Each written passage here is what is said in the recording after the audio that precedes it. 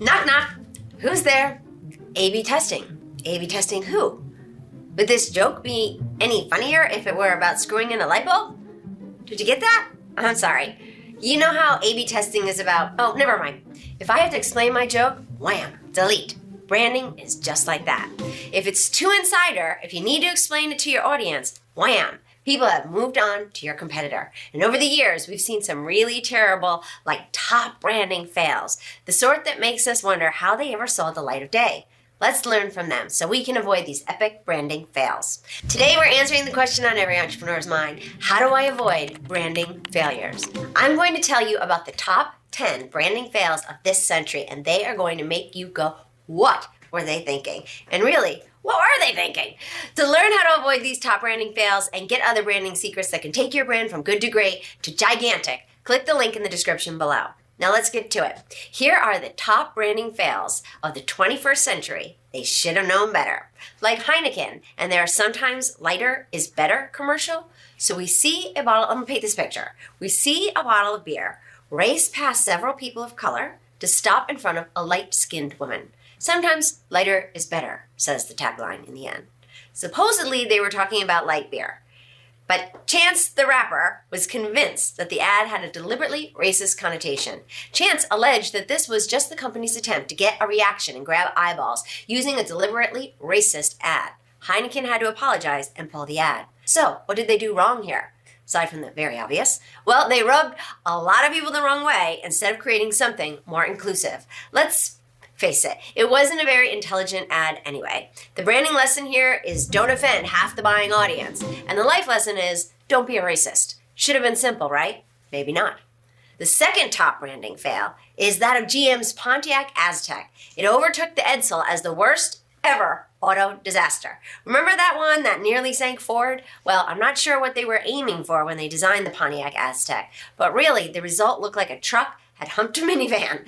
This car is generally thought of as one of the ugliest cars ever created.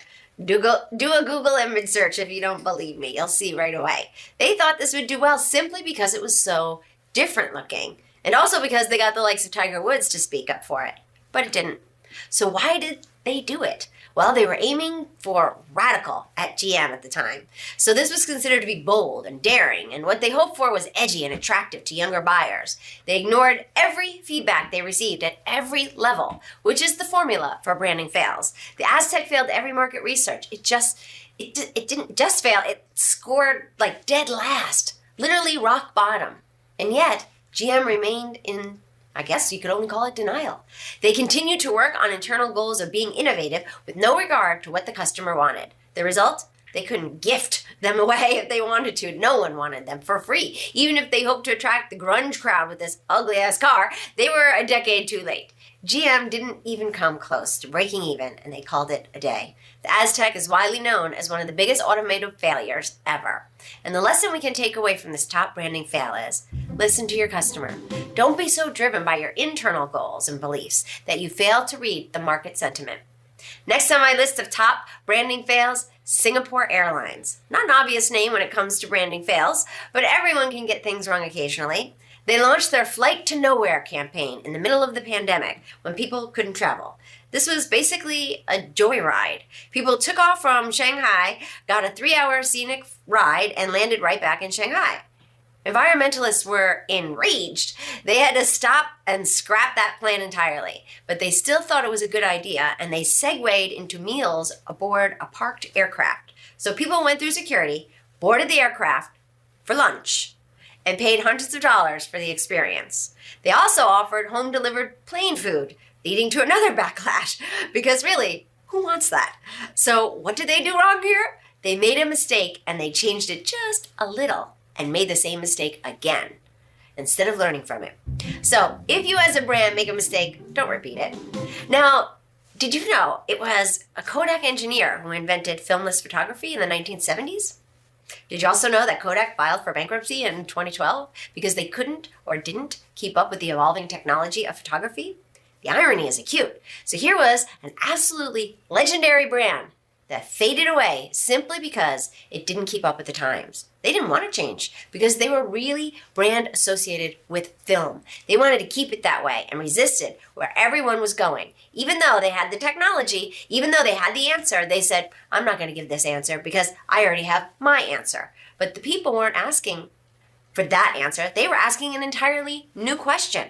People are free. They're going to progress with or without you. They're going to go where the technology is going. So you want to get in front of it, even if you've been in front of it before, and you need to get in front of it again. So what did they do wrong? They tried to cage people. They tried to keep them in this timestamp with them, rather than move them with the new times. Brands cannot afford to exert their will on the people. They have to adjust. They have to respond to what the people want and expect.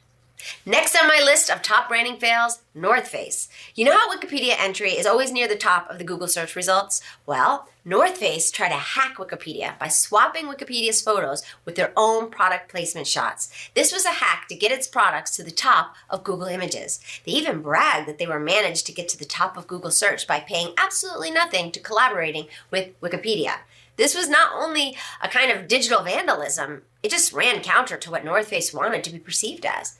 The brand is all about solid, authentic, quality athletic gear. Stuff you can rely on out there in the wild. This was just such an off-brand move. And then they boasted about it, even more off-brand. As a brand, you have to be true to your values. Don't vary so much as to erode the trust. And definitely don't boast about it. And my next example of top branding fails is the ESPN phone. So, did you know there was an ESPN phone? Most people didn't. In 2006, they launched a device especially for sports fans. For free, they delivered all the sports news to their users, who were encouraged to carry the device around for all the scores, ESPN content, etc. Steve Jobs said, "Your phone is the dumbest fucking idea I ever heard." Such a Steve Jobs thing to say, isn't it? Also, Jobs then launched the iPhone, so ESPNPhone shut down just about a year after it was launched with a $150 million investment. ESPN didn't test out their idea enough before they launched it. The branding lesson here, test your idea, especially if you're going to invest $150 million in it. Facebook's VR plug is another one that makes us go, WTF, what were you thinking? It isn't just that Zuckerberg is the guy everyone loves to hate. It isn't just because of the Cambridge Analytica disaster that the more recent whistleblower incident with Frances Haugen. So they wanted to tell everyone about their VR product, and they chose to do it like this. Zuckerberg took his Spaces virtual reality and transported his super enthusiastic and overexcited 3D avatar to hurricane-hit Puerto Rico. Really? Disaster porn, Facebook? Talk about tone deaf. Lesson? Be sensitive. What Zuckerberg did looked callous and just in bad taste, because it was. There was no congruency of message. The user experience didn't match the message at all. If they wanted to get people excited about virtual reality, what would possess them to go to a grief-stricken area out of all the million other choices in the entire world? Disneyland, going into space, into the depths of the ocean, to the Taj Mahal. And if what Mark Zuckerberg doesn't flip you out, let me tell you about Frito Lay. Remember Olestra? Frito Lay launched their famous fat-free chips that ended up giving everyone stomach cramps and diarrhea. Olestra was this great invention at the time, the synthetic oil that passed through the system without even being absorbed.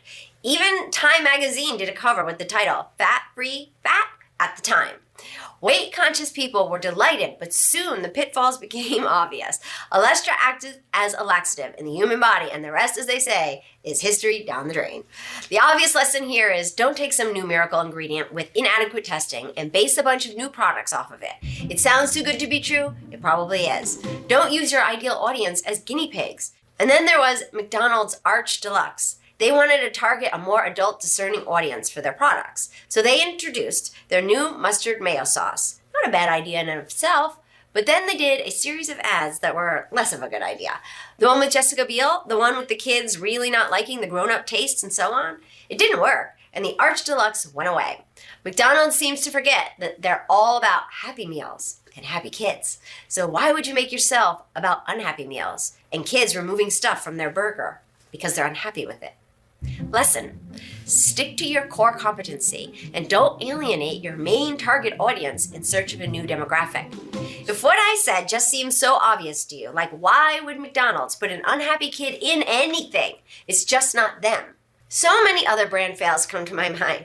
The ToneDeafPepsi commercial with KendallJenner that tried to piggyback on the Black Lives Matter movement is one. Then there was that funny Chinese Audi commercial where the horrid ma-in-law interrupts a wedding ceremony to check the bride, much like cattle for sale. And an AT&T famously offended people with their self-promotional tribute after 9/11. Oh, and then there was that rather macabre one from Adidas. They said, "Congrats, you survived the Boston Marathon." Not a bad idea after most marathons, but absolutely not right after the Boston Marathon bombing. You do not make some clever branding quip about a horrific event that killed 3 people and injured hundreds more. All of these examples are of brands that are absolutely tone deaf. So after my long list of branding fails, you're thinking, did anybody get it right? Sure, plenty of them do.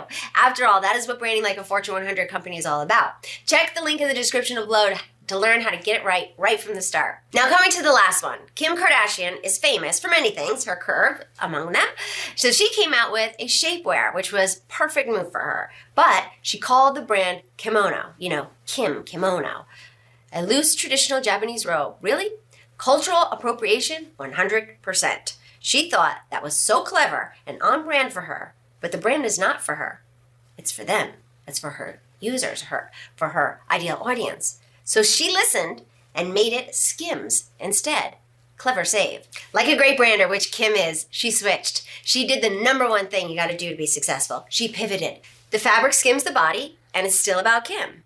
Now, it isn't all about her, but it is about her still. And with a celebrity brand, this is important. So now you know how not to do it. You have the foresight of hindsight, thanks to all those really mind-numbing branding fails we just spoke about. We talk about these today and wonder how these ideas ever got past the boardroom. What were they thinking? The truth is, it can happen to anyone. No one is immune to making mistakes. As a CEO, when you're excited about a particular product or idea, it's entirely possible to turn blind to its drawbacks and believe that people will love it as much as you do. On paper, in the planning stage, it makes total sense. But as they say, hindsight vision is 20/20. The drawbacks become apparent later on. So learn from these top branding fails and avoid all of these mistakes. The #1 thing is to pivot when you see things going south. Like Kim did. She pivoted. She didn't continue to throw good money after a bad idea. Second, test out your ideas, your products. This is what smart brands do. To know more about how to test out your business ideas, check out this episode. Thirdly, have a sense of humor about it. So you had the worst idea, like a bad joke. Your branding idea fell flat. Next, don't let one bad joke become your legacy. Don't let one branding fail define you. If you like this episode, check out other episodes on my channel as well and use them as your own personal masterclass in branding. And remember, to be an inspiration to millions, you gotta love what you do and love how you do it. Thanks for watching. Don't miss out on a single thing. Subscribe below. And here's something else I think you'll love.